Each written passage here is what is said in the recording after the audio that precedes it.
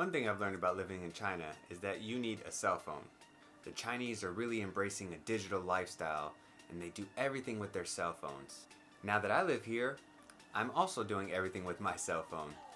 I remember when Apple came out with the advertisement, there's an app for that. And back then there really wasn't. But now, there is. Living here, I've discovered so many new apps. So I decided to make a list of the top 20 apps that I use here in China.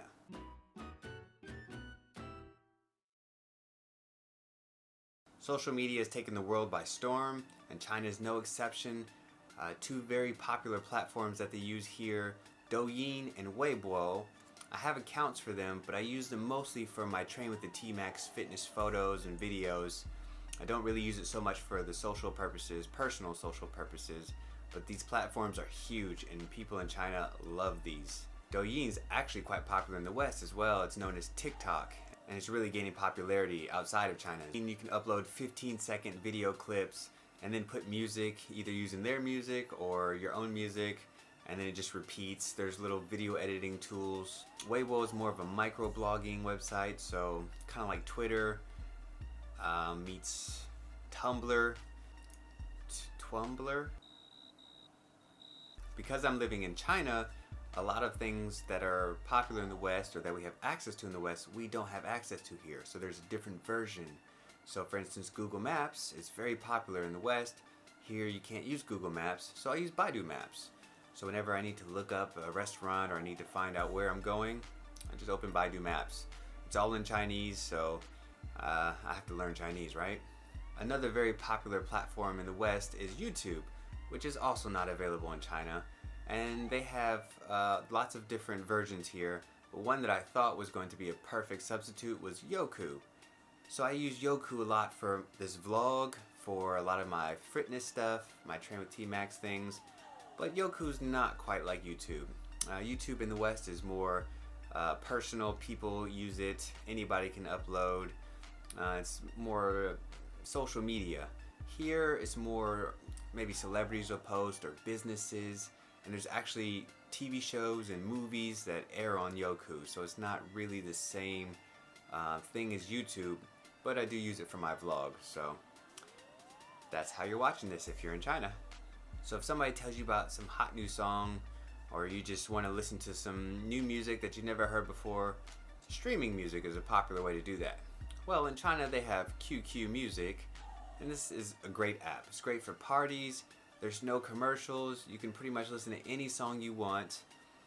Also, one cool thing is that no matter what language the song is in, it comes with the lyrics of that language, but then also translated to Chinese. So it's a great way to learn some Chinese if you can read characters. Normally we would pay our rent, send a check or bank deposit. In China, you can just use an app.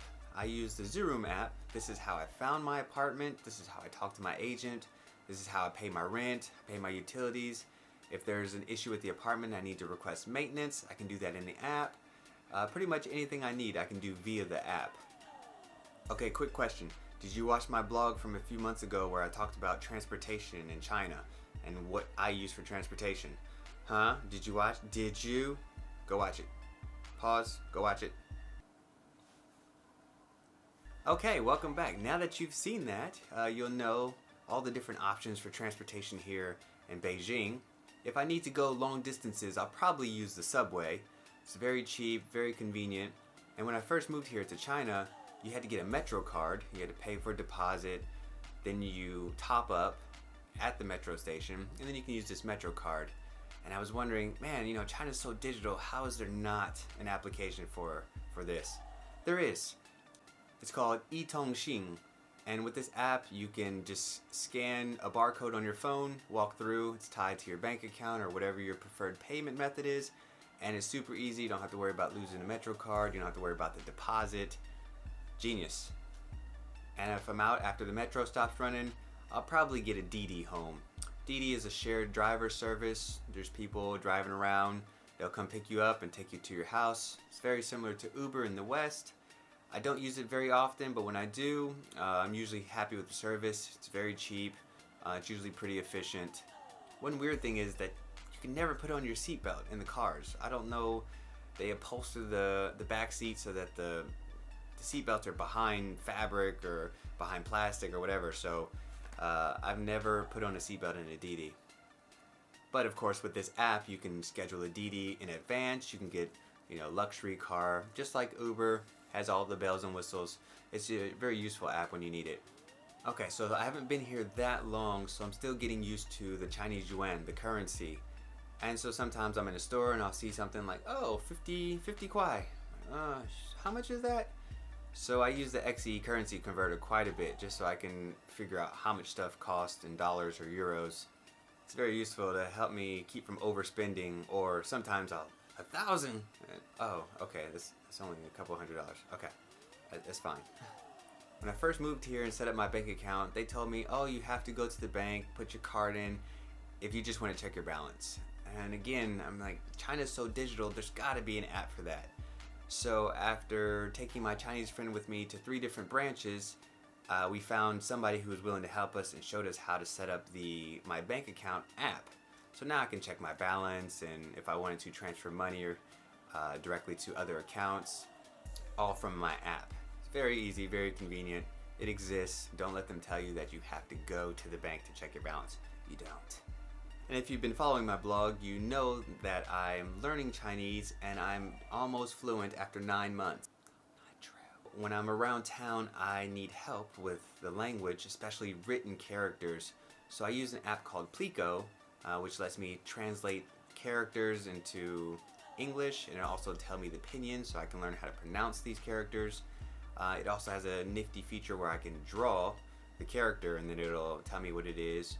Or when I'm using my phone, I'm ordering something online or I'm on a Chinese website and there's a word I don't know, I can use this Plico app to find the definitions. So it has like an overlay and I can click which character I want and it'll tell me what it is. It's very, very useful dictionary. Surprisingly, Google Translate works here, so I use Google Translate quite a bit when I hear something weird or I need somebody to type something in for me so I can send it in a text message.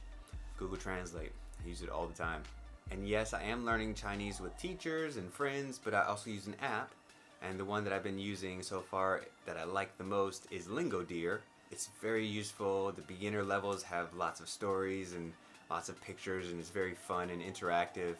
And then as you get more advanced, you start learning very unuseful things like the boat takes 2 hours to get from Shanghai to Japan. But I know how to say that now. Wait, don't quiz me. I forgot. 从北京到日本坐船要12小时. Totally gonna use that one day. So we know my preferred method of transportation is biking, and I did have a bike and it got stolen, and I went to the police station by myself to report it, and they haven't found it, so I don't know if my Chinese just wasn't good enough or if they're just not looking for it. Either way, I use the shared bike services. Those are really cheap. I'm paying less than $100 a year, American, so it's cheaper than buying a bike. And then I don't have to worry about maintenance or worried about it getting stolen again. So there's 2 very popular ones, Mobike and Ofo.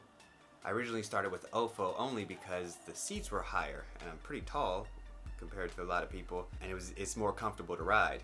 But a lot of times the bikes are broken or they're hard to find or something's wrong with them. So I also have the Mobike app. The bikes are more reliable, they're well maintained. The problem is a lot of them, the seats are too low, so when I'm riding the bike, my knees are hitting the handlebars. But a few months ago, they released a new fleet with taller bikes that go up to about 180 centimeters or about 6 feet. So they're much more comfortable and they're a lot easier to ride. So I live in Beijing, the north of China, and Beijing is very well known for its amazing air quality. So every day I need to check the air quality, and I do this with IQ Air Visual Air app. It's very nice. It's got cool pictures, and the guy has a mask, and it's like a small mask if the weather's kind of bad, and he has a bigger mask when it's really bad, and he has a nuclear fallout radiation mask when it gets really bad. And I like the color coding. It's very easy to read. There's a widget that sits on my home screen. I look at this thing 5-6 times a day, just I'm very concerned about my lungs here. I can even set reminders or alerts, you know, when it gets to a certain thing, let me know so I can wear my mask, even though I have a mask with me all the time just in case. And of course, everyone uses their phone to shop. Yeah, we buy things on the internet, right? So here we just buy things on our phone. So a very popular app, I would say it's very similar to Amazon in the West, is Taobao. This is an amazing app. I've bought so many things on this app. I also learned that if you can search in English, but if you search for products in English, one, you get less results, and two, sometimes the product will be the same as the one in Chinese, but there's a little bit of a markup. So they know the foreigners don't speak the language, so use Google Translate to translate to Chinese and then pay the lower prices. But it's very useful, delivery is really quick. Haven't had any problems so far. Yeah, I probably spend too much money on this app. Speaking of buying things, I could walk to the grocery store, which is like 3 minutes from my house, or I can use an app. And so my favorite grocery store here is Hema, which means hippo. It's unrelated to groceries. Anyway, they deliver, and there's no minimum, and there's no delivery fee. So if I need just pepper or an apple, they'll deliver it. And they deliver very quickly, within a half hour. Delivery service so far has been really good. The guys are really nice. They have their own dedicated delivery fleet, so the whole process is in-house, and so far I haven't had any complaints. The food is really good. It's very fresh. Hema is really cool because they also have some Western foods. They also have cooked foods, so if you ever lazy, don't want to cook, you can order food. I cook almost all of my own food, so I haven't actually ordered food from them yet, but yeah, somebody would use it for that. And when I first moved here, a lot of people were using Meituan or Sherpa or Usala, and these are delivery service apps. Pretty much any restaurant or store here that doesn't have its own delivery service uses one of these apps to deliver their goods to people. So all my roommates use Meituan and Usala to order breakfast, lunch, and dinner, and snacks, and whatever. I don't use these apps because normally I cook myself, so I don't know if they're good or not, but a lot of people use them, so maybe they're good. And of course, the #1 most used app in all of China, I believe, if not for everyone, definitely for myself, is ba-da-ba-bum-ba-bum. It's like a drum roll, but it didn't go well.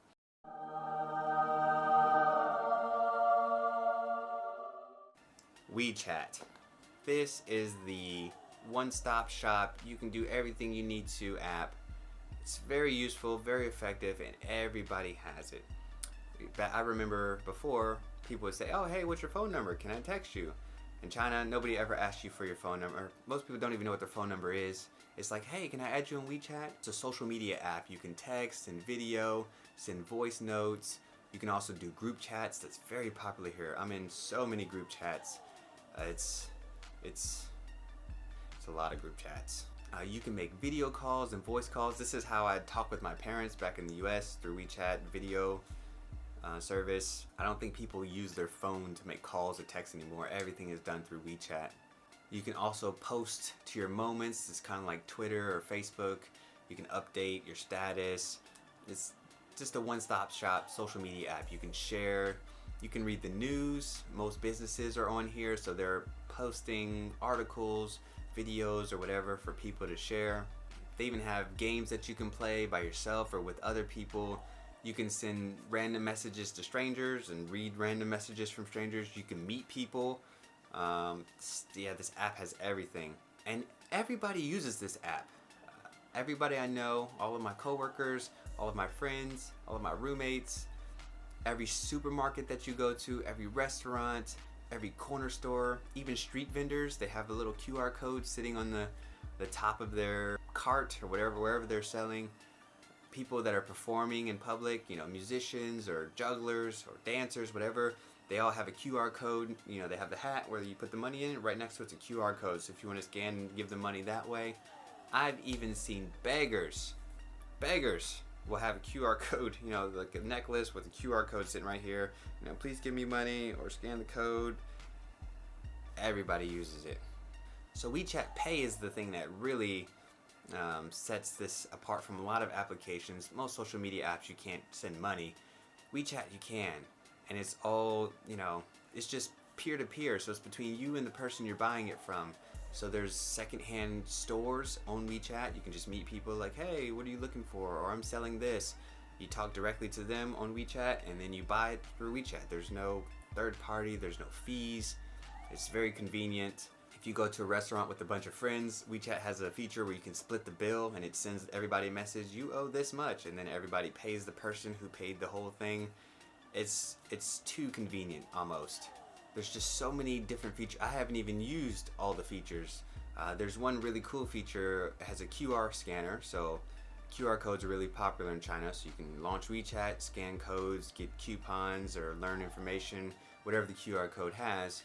But you can also use it to scan photos or take pictures of photos, and it'll translate for you. So when you have some Chinese you need to read and you can't figure it out, you can use WeChat, scan it, and translate. It's not the fastest with a lot of text, so it's better for just a few characters. If you have just one or two. If you have a whole text, Plico is much better. If you don't have the Mobike app or the Didi app, you can order a Didi or pay for a Mobike right in the WeChat app. You don't even need an account. I've booked hotels, I've booked trains, planes, automobiles, rented that movie. You can buy movie tickets, you can buy popcorn and refreshments at the movie theater before you get there. There's just so much you can do on this app, and there's probably a lot that I haven't even used that other people are using, but it's just a really convenient app. It's probably the app I use more than anything else. So this is my experience with apps here in China, being digital, using my cell phone for everything. If you also live in China, leave me some comments below. Let me know, are you using the same apps? Are there some apps that I need to download and check out? And if you don't live in China, let me know what you think. Like, subscribe, comment, share with your friends, and thanks for traveling with the TMax.